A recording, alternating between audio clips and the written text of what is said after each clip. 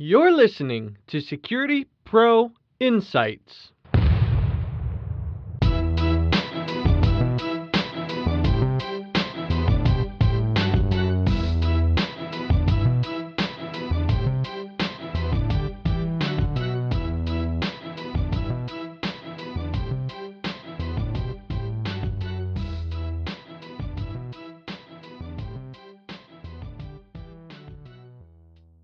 In the world of physical security, large sums of money is spent to protect our buildings, our people, and our assets.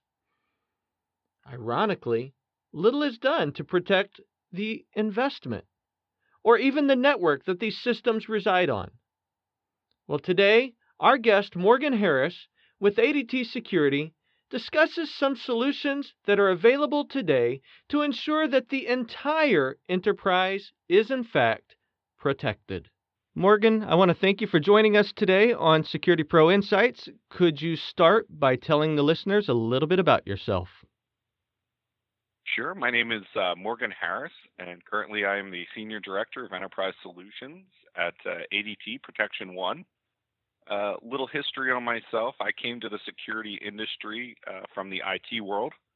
I think I was duped into a position that was more IT-based in a previous life, and through some acquisitions ended up where I am today. But in the process have learned a lot about physical security and excited to help make the industry a little bit better place with some real IT knowledge. You know, Morgan, I think that we are definitely in a time, and many have been preaching this for years, but personally, I feel we are right now in the time where it really matters to understand IP. Now, I'm not talking about IP cameras. I'm not talking about NVRs. That stuff has been around forever. It's this convergence of security being on a network and the intense level of threat now when it comes to cybersecurity, and the fact that every single one of these IoT or Internet of Thing devices sitting on these organizational networks, although they're helpful on one end, tend to be complete threats on the other end. What are your thoughts about the threats that sit there, especially when it comes to security that we're dealing with today? I couldn't agree with you more. You know, I think you've got a few different things happening at the same time. One is the industry is going through an evolution, the same evolution that you saw in the telephony industry a few years ago, right? It moved from analog systems to voice over IP phones. That was, the same sort of struggles where everybody just thought it's a different type of cabling. You plug them into these fun-looking switch things, and phones are phones, right? And that's not really the case. And here in the security industry, you've got the same sort of thing happening.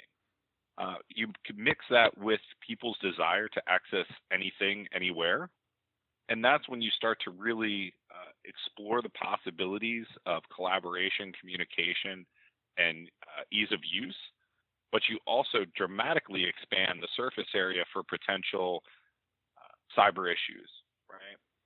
And then, the irony to me on top of all of this is that this is the security industry, and the security industry is responsible for more security issues in the IT world than any other industry, right? So I think it's kind of ironic that we tout ourselves as protecting everyone, right? But we don't protect everyone from everything. We only protect people from physical issues. And that's something that we've been hoping to change. This is something I've been talking about for a while.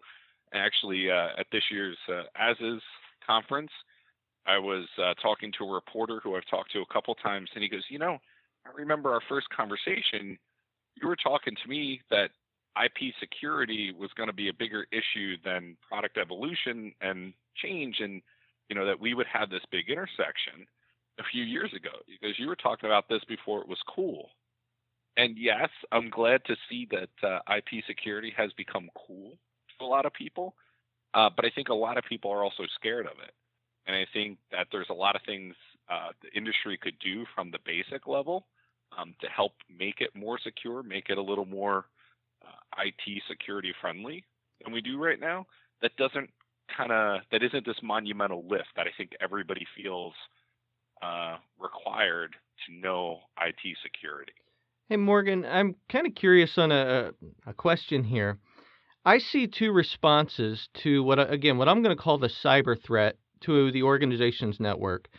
There are plenty of news stories on the internet that you can find where a breach has been caused by a security device that's on that network. And that goes along with your irony. I see some who want to just d- hide their head in the sand and just hope that the customers or the end users don't ever figure this out, and they just keep buying product and keep putting it on the networks. Yet then I also see a different group, and this is the side that I stand on, where I think we should be preaching that the fact that these security devices are a threat at the same time because there are ways of dealing with that. Absolutely. I think that, you've got this kind of head in the sand mentality with a lot of different people, right? If I never put it on my network, it's never a problem. But I think that that's also hurting the industry equally as much, right? Because if you think about that for a second, what's the difference between a nice NVR system with IP cameras, with better video quality, with better analytics, with better research, with better detection capabilities, all these things that everybody's been dying for in the industry, versus a analog DVR that doesn't do any of those things, right? If you don't put it on the network, if you don't make it accessible and you don't make it easy to use, right, there's no value to getting the better system. And so I think for companies to invest so much in all these feature sets and some of these things that people have been truly looking for, and to disregard the educational and the security side of the devices is a disservice to them, because it's not really, if they can't convince their IT groups, if they can't work with them on some of these things, and they can't prove that these products are not going to negatively impact their network, then nobody's particularly going to go purchase them. So I think that it's in the best interest of the industry, and really, from an integrator perspective, it's in the best interest of the integrator or the installer or even the end user to understand these different things and to be able to speak to them, maybe not as an expert, but at least with some knowledge to say that you're looking out for the best interest of the organization and protecting the organization from some of the basics in cybersecurity. Morgan, I got to throw a trick question on you, and it really is an opinion-only question. I see many news stories within security trade pubs and some of the online, we'll call them blog spots, where experts in our industry tend to pick on we'll call them Chinese manufacturers, and say that those systems are more vulnerable than others. But do you really think that any one system is more vulnerable than another, or is any device sitting on the network that hasn't properly been hardened a threat? I think that it's a bit of both. I think that, Chinese manufacturers take a lot of heat because they don't particularly have the best reputation. Political issues, I'm sure, have a strong impact on that. But when you look at some of the things that we talk about in the cybersecurity perspective, one of the basics is code validation, third-party code validation. And so that means that after you've built a device, you've coded it, you have a third party come in and verify that there's nothing malicious in your code. There's nothing in there that's potentially dangerous. There's no, blatant vulnerabilities. There's none of those sort of basics going on. And that's something that a lot of these manufacturers, in order to kind of achieve price and speed, overlook. And so that's one of the things that is the biggest issue. But ironically, much to kind of your point there, that's not really what's causing the problems on the network. It's one thing to have a product that has a vulnerability discovered by it, and there's, they've done all the proper things and they've overlooked that. Ironically, most of the issues from a security perspective are caused by lack of proper setup. When they're using these cameras for malicious intent, it's generally because the cameras have default usernames and passwords.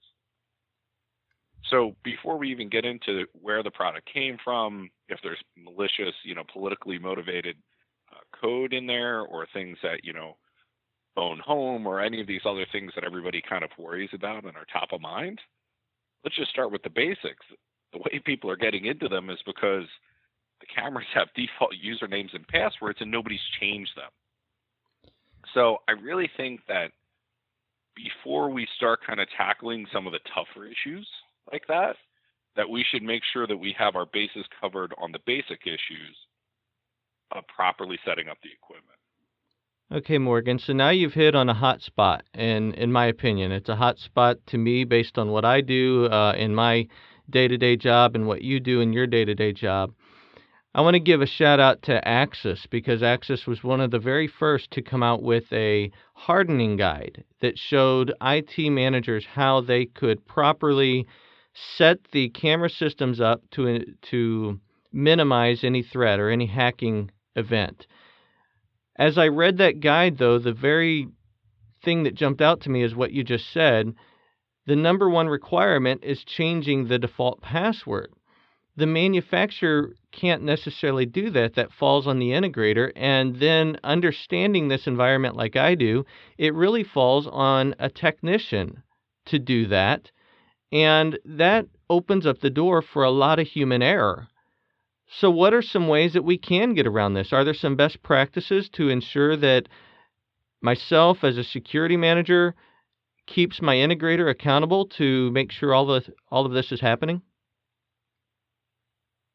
Sure. So as an end user, I think your very first requirement is to verify that your products are being installed correctly, that they're changing the default usernames and passwords, that they're updating the cameras and devices, that when your product gets installed, that it has the most up-to-date software available at the point, right? Because you want to start at a good level playing field before you get into some of the maintenance stuff, right? If you at least start with the basics of making sure that everything is up to date, usernames and passwords are changed, that's sort of the baseline, and that's what's most important.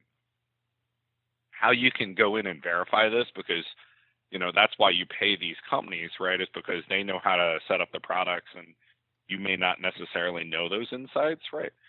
Is to provide some of that information and say, look, I want the password set to this. I want it to be complex, and I want to verify that. You can look in the software. There's some pretty easy places to check that out.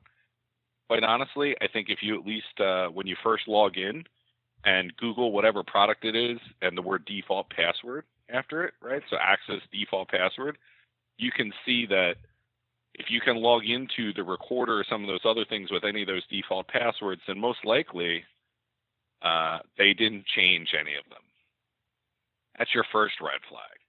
Second red flag, make sure stuff's up to date. You can always check the information box. You can log into one of the cameras by just opening up the IP address. It's not too hard to just do some spot checking and verification of that. Quite honestly, if you have an organization, that doesn't change any, right, or doesn't do any of those things, then you'll know pretty quickly. Most likely, they're not going to change, most of them, but not all. But I think that it is imperative that you, as the end user, check on those sort of things and make sure that they're following through. The company that you're working with is following through, but these things are changed. And then that's when you start looking at the moving past the baseline, right? You started with a good installed system. Usernames and passwords are not defaulted. Everything's up to date when it was installed. How do you move past that? And that's where I think you're starting to see a transition in the industry. In the IT world, we typically have management companies, management teams, people inside your organization that are constantly doing maintenance, regular maintenance on these devices, right? So Windows computers, Windows servers, Mac computers, we do updates on them. Same thing with your phones, different applications. We're constantly doing updates. Whereas the security industry, typically, if you wanted to update something, you have to do a forklift upgrade. And you don't necessarily do the updates because you don't get any new features. In the IT world, for example, right, you update your phone, you get new features. You update your computer, sometimes you get new features, new software, new experiences. And I think you're starting to see a change in the security industry that's helping to motivate that. I think you're going to see kind of more of a software-defined lifestyle in the security industry, where the hardware may not necessarily get replaced as often as it does now, but that you'll do software updates to get new features. And with that being said, the software updates usually contain security updates, and that's what's most important about software updates. So having a proactive plan in place to manage your devices post-install, to make sure that they're getting updated on a regular basis, to make sure that they're patched, to make sure that you are changing passwords to some of the more commonly used aspects of the system frequently, to make sure that if they're Windows-based systems, you've got antivirus on them and somebody's managing and monitoring that. And also just, then you kind of start to lead into the operational efficiencies, right? If you're already managing the device on a proactive basis, right, that includes some level of monitoring.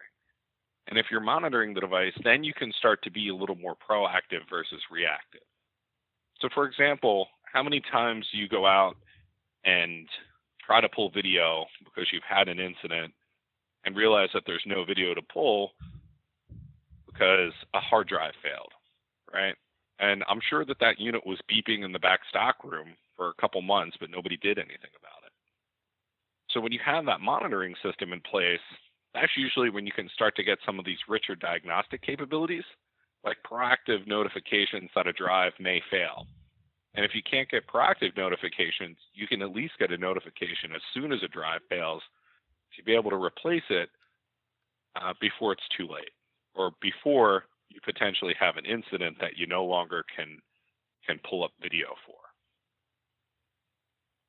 So there's some of the things that I think hopefully the industry is seriously looking at, but at the same time, some of those feature improvements are going to drive some of the adoption of security updates and patching, right? Give people a motivation to go do that. You talk through that, and we talk about what the end user can do and how they can manage this and keep their integrator accountable. But it makes me think of myself as a homeowner, and I know that I should clean my gutters twice a year, sometime in the fall, usually in the spring. I know that I should be changing the filter on my HVAC unit on a regular basis and have that looked at a couple times a year. And I can go on all the different maintenance things I need to do in a home.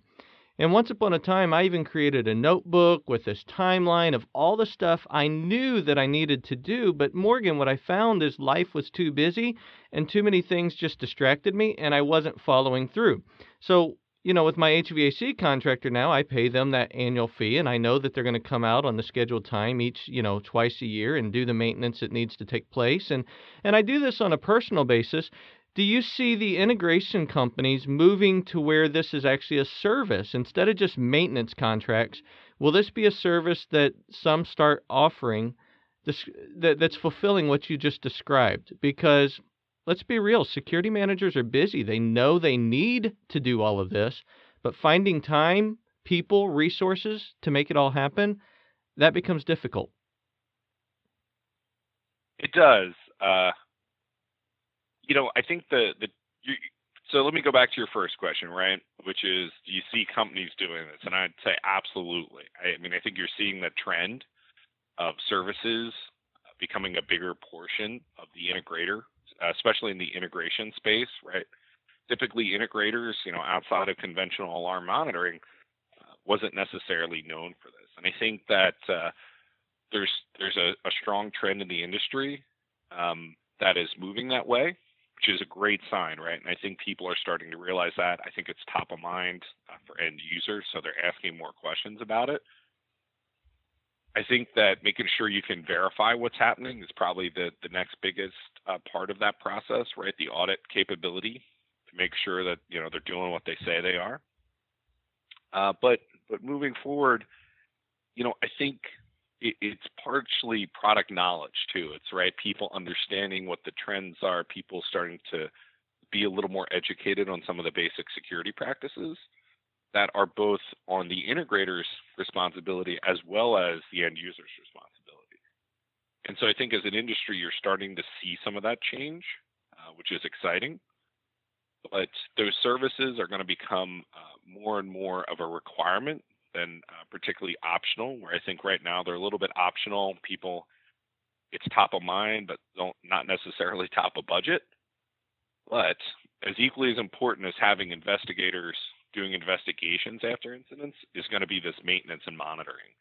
And so I think you're starting to see a strong trend for that. I think you're starting to see people budget for it. And there's a lot of really economical solutions out there to provide these services. Right. Now, let me ask this.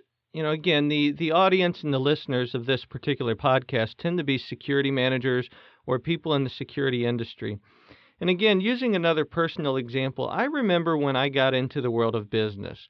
Now, for me as a young person, I was used to making maybe $25,000, $30,000 a year. Felt great when I made it to $50,000 a year. And, I've learned personally that money is very subjective. But one of the most difficult things for me to wrap my mind around was that $1,000 felt very expensive to me personally. But really, for a large enterprise, $1,000 is like a $10 bill to me, and just due to the size and scale. Do you feel that IT managers are a little more used to seeing these type of service expenses than security? And should security just get a little more comfortable recognizing that, hey, I'm used to $25 monitoring fees, but this fee for what it gives me is well worth it? Absolutely. I think it's for sure a frame of perspective. So in the security industry, there typically weren't many services you could buy past conventional alarm monitoring, right? And maybe you could buy some advanced services, fire, but things that were fairly economical, fairly reasonable, but didn't require much overhead on anybody's part, right? So in the IT world, they're far more complicated systems. They require a lot of overhead. So yeah, IT groups are used to that. But I think I would probably challenge you with the fact that, just as it is analog security systems or IP security systems, right, have gotten a little bit more expensive, the quality's gotten better. You need those to protect yourself from incidents, right? If you don't have that video after an incident, that becomes a problem. That could become a financial problem. That could become an operational problem. That could be a legal problem. And just like, in small businesses, if you have a cyber threat, there's a statistic out there that 80% of small businesses don't recover from a cyber incident. So if you go to a small business, your credit card number gets stolen, they have some sort of issue, typically you're not going to go back to that organization. A Target, when they have that issue, people probably stop shopping there for a little while, but they're going to take the risk. And at the end of the day, they know it's a calculated risk, and they know that Target has the financial resources to try to resolve the issue or to be a little more proactive, right, or doing those sort of things. Versus small business, they're going to say they don't have the money, they don't have the knowledge, I'm never shopping there again. So I think that as you look at some of this, yes, it's frame of perspective, but it's also, if you don't do this, say it costs $100 a month and it's $1,200 a year, right? If I have one issue, is that issue going to cost me more than $1,200, right? Is the risk greater than the reward of saving that money? So I would kind of challenge you back with kind of both of those statements. One, for sure, frame of reference is completely different. IT is always more expensive. But secondarily, is the risk better than the reward? I think still at the end of the day, and I appreciate those perspectives, it challenges us to view some of these services differently and move out of the box that we know, and maybe even speak to some other departments to ensure that what may be presented to us is of value and understanding the risk. Someone may put in a physical security system and they may never have an intruder try to break into that facility ever in that facility's life. I think most experts would say that it's not a matter of if you are hacked, it's a matter of when. And then the second question is, will you be able to detect that hack? So I guess to me, I just think we as security professionals must start thinking a little bit out of the box of what we're used to. And even though it may be uncomfortable, ensuring we're having these conversations with our IT peers just to help us understand what is a value, what is a real threat, and understand that cost analysis. It is, and I think part of that conversation is realizing that you're not just installing a physical security system anymore. You're potentially installing an IT system. Most of these camera systems at this point aren't just standalone, analog, isolated, contained little systems, right? Same thing with even your conventional alarm panels. They're devices that sit on the network. So I think trying to take it from that IT person's perspective, IT folks, we look at it all as devices on the network. It doesn't matter if it's a camera, a recorder, a Sonos, a computer, an iPhone, an iPad, anything, right? They're all just devices on the network. And when we move traffic, we all just move all types of traffic on the network, right? We don't particularly care that there's a lot of this type of traffic over that type of traffic. It may impact how we set some things up. There are some best practices for sure.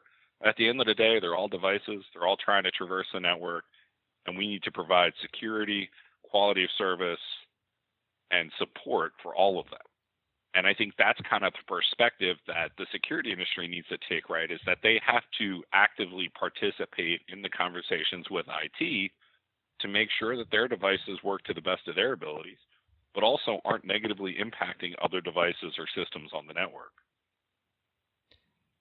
If I can, I'd like to ask another opinion question. And I want to set it up exactly as that. Just your opinion of what you see here into the future. And I'll give a little backstory that, 20 years of my time in this industry has really been focused on the physical security space. Even though I had an understanding of networks, it was an intimidating conversation for me. As I started reading and hearing more about cybersecurity, I, for a while, just kind of overlooked it, hoping I wouldn't have to take a deep dive in it. Yet this year, I think it was in August, but it was sometime this summer, I went to a ethical hackers conference that was based here in St. Louis, and to immerse myself in that world and to begin understanding things. I walked away, Morgan, with this comfort level and realization that my entire career I've been doing these three things when it comes to security, maybe four things. I have been protecting the perimeter of a physical building. I've been detecting if that perimeter has been breached. I've been responding to that detection and then putting myself in a position to investigate and make changes from there. When I walked away from the cyber event, I realized that it's no different. It just changed from a physical world to a virtual world. So I'm still setting up perimeter protection.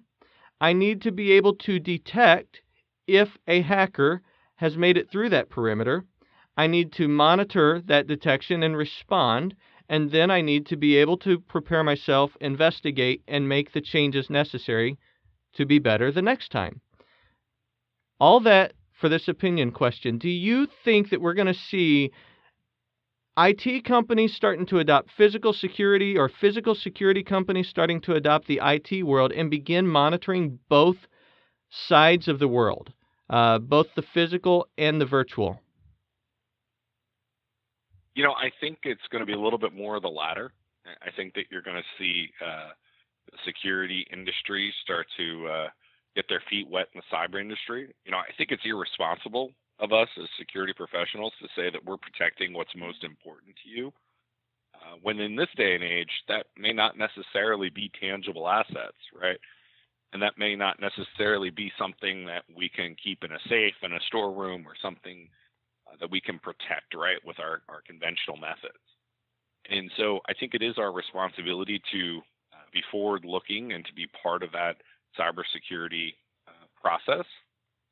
I think what's most important to people are no longer the tangible assets, right? If you lose your phone, you're not worried about the phone itself, right? The device can be replaced, but the stuff that's on it is a lot harder to replace. And I think that when you look at that in the same security context as well, um, it goes to the same thing, right? Intruders aren't necessarily lurking in the dark of night, right? They lurk in the dark of the internet. And so that kind of forward-looking method or that forward-looking statement of where do you think this goes?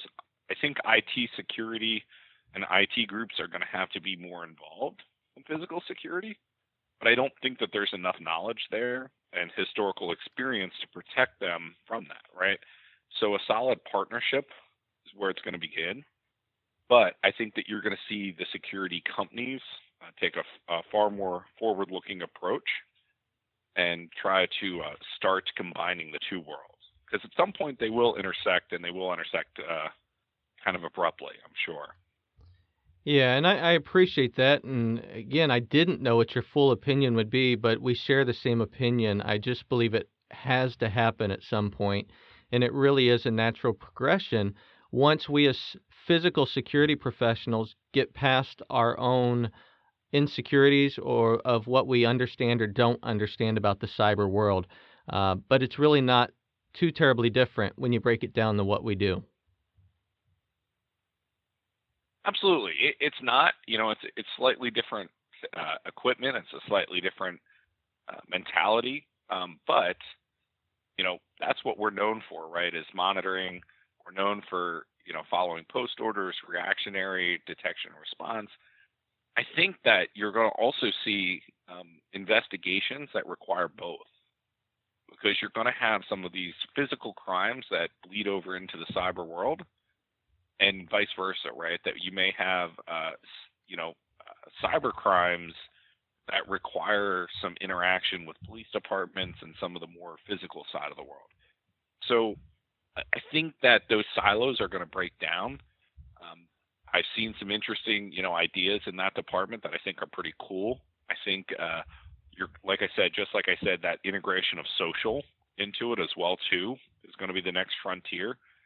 For example, if you have terminated an employee that potentially may be going through personal issue and is married or dates a coworker in the facility, and now those two may be having some struggles, and you see him now try to break into the building, there potentially could be a situation. But having that knowledge, right, that social media knowledge, that integration knowledge, that termination, some of that combining the physical world, right, a bad badge swipe with that social is going to be really interesting and critical to helping protect the physical side of the organization as well as the virtual. Agree. I always hate when I look down at the clock and realize that we don't have enough time to dive deep into this next question. But I want to throw it out there because I've known you for a while, and I know that you are really one of the first to have fully introduced what we call a security-only network to our industry, and I know some organizations are starting to dive into that a little bit. I know that falls in line with a lot of the conversations we've just had. There's some other aspects to it. But in a short form, if at all possible, what are the benefits of an organization removing everything from their everyday operational network and creating a security-only network, as some are starting to do, and we're seeing that trend? I think there's typically a few different motivations that I've seen. One, IT security versus physical security, right? IT security seen too many bad news articles about IP cameras and vulnerabilities, and know that there just isn't these great management programs available, and that nobody's really looking at that stuff and says, I don't want it on my network, never, never, never. Right? So I go back to the conversation we had earlier, which is, why then would you get the nice system? Why would you make your life better? Why would you want all of these great features that are available when you can't use any of them? Then the second scenario is organizations that, for multiple reasons, have old, antiquated T1 MPLS or don't have a ton of bandwidth at their stores, and most of that bandwidth is consumed with general business requirements. Again, you want to get the feature set out, you want to be able to utilize a lot of these resources, but the network just doesn't physically support it. And it may be too big of a lift to try to turn the organization just so you as a loss prevention manager can go, don't have to travel out to a site to pull video or can start to get some of these other features.